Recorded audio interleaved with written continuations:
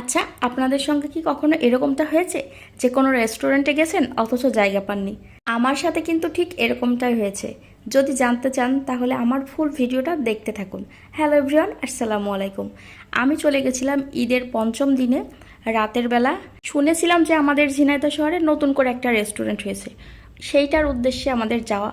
তো এটা আসলে ছিল কেক স্ট্যান্ড।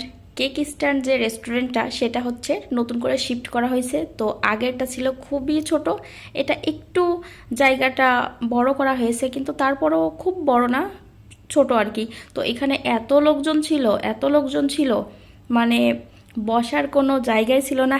একটা মাত্র প্লেস, এখানে শুধু পিকচার তুলতে পারবে। তো জায়গার অভাবে আমরা এটা ছেড়ে চলে এসেছি। অ্যাট লাস্ট আমরা চলে গেছিলাম রুফ রয়্যাল ক্যাফে অ্যান্ড রেস্টুরেন্টে।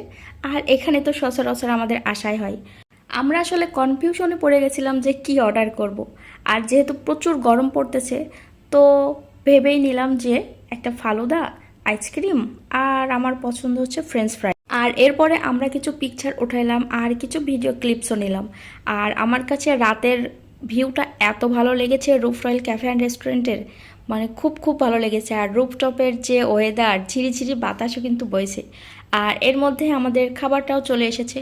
ঠান্ডা ঠান্ডা ফালুদা খাইতে কিন্তু বেশ ভালো লেগেছে। আর হ্যাঁ, আমাদের ঝিনাইদহ শহরের মানুষজন, তোমাদের কাছে এই ফালুদাটা কেমন লেগেছে ট্রাই করলে অবশ্যই জানিও। আমার কাছে আর আমার হাজব্যান্ড হৃদয়ের কাছে কিন্তু এটা অনেক মজা লেগেছে। আর এদিকে আইসক্রিমটা খাচ্ছিল আমার দেবর অন্তর। আর ফ্রেঞ্চ ফ্রাইটাও সচরাচর আমরা খেয়েই থাকি, এটা অনেক মজা। এই রেস্টুরেন্টের ফ্রেঞ্চ ফ্রাইটা কিন্তু আমার হাজবেন্ড অনেক পছন্দ করে। খাওয়া শেষ করে আবার একটু ভিডিও ক্লিপস নিয়ে নিলাম। আর রাতের ভিউটা আমার কাছে খুব খুব ভালো লেগেছে। অবশ্যই ঢাকা থেকে আবার যখন ঝিনাইদহে যাব, আবারও যাব। আল্লাহ হাফেজ।